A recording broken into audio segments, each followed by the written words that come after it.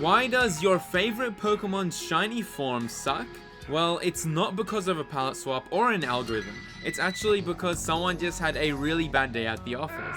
We already went over shiny changes from Gens 1 to 3 in the previous two parts, but this time we can't use the Pokemon Color Palette menu from the debug pages like before because no one's found it yet for Generation 4 onwards, so we gotta find patterns the old-fashioned way.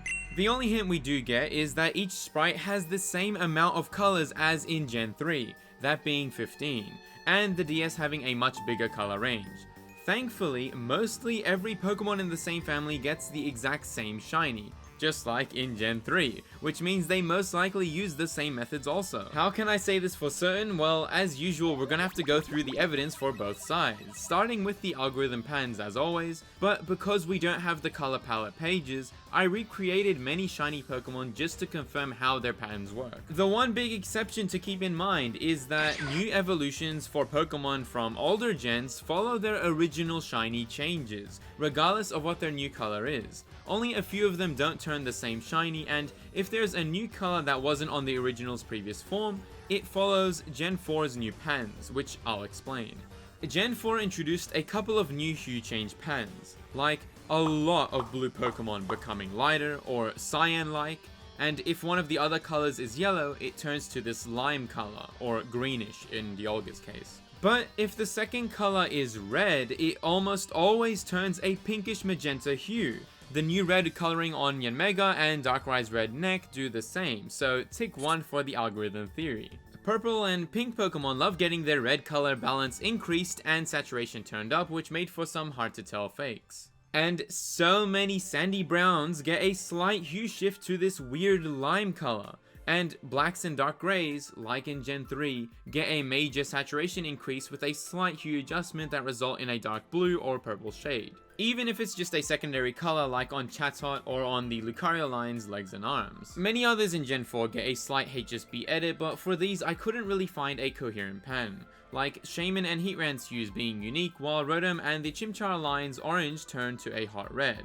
The Floatzel line goes from orange to yellow, and so does Rhyperia's orange, as well as Floatzel's yellow turning a white for some reason. And the yellow on the Combi line is the only one that turns a honey orange, so score 1 for the handmade theory.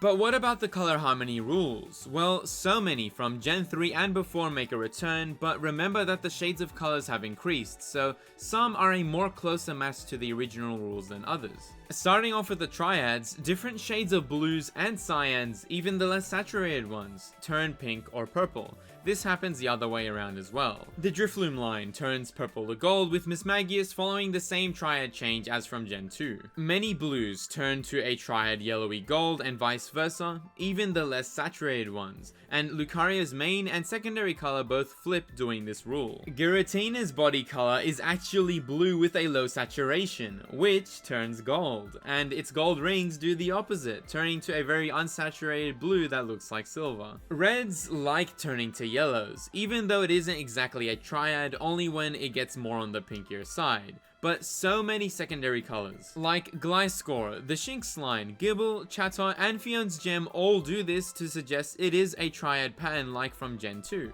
And inverted colors like blues to reds still happen, and greens to purples also show up. And finally, some less common patterns are the brown on Snover and Torterra turning the same shade of triad green. And surprisingly, only 2 Pokemon turn blue to green in this gen, plus Darkrai's Eye, despite having so many Pokemon in Gen 3 that did this. But as usual, this is where it ends for the algorithm theory. Although we don't know the exact color palettes, it's obvious that for a lot of Pokemon families, they just copy and pasted shiny changes, even at times for similar colors on different Pokemon. Which is why you get this low effort hue change happening a few times, the Lake Trio getting the exact same gold and saturation increase for their head color, why Prinplup and Empoleon get the exact same shade of light blue for their shiny even though the whole line gets a darker shade of blue per Evo for their normal forms. Same story with the Chimchar line's orange getting darker, but it's all the same shade in the shiny form. And just like the Gulpin line in Gen 3, they copied and pasted the same shiny change on the Drapion line when they have different normal form colors. And like always, the algorithm theory can't explain every shiny change, like in the case of the Staraptor line's brown, Arceus's white to gold,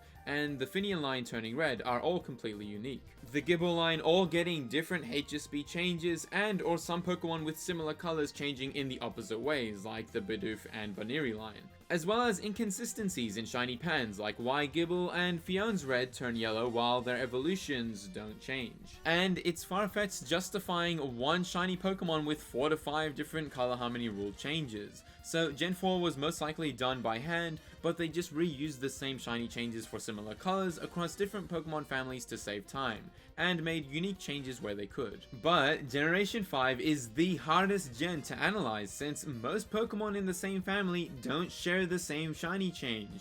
So how were they created? Find out the conclusion in our final part of the series.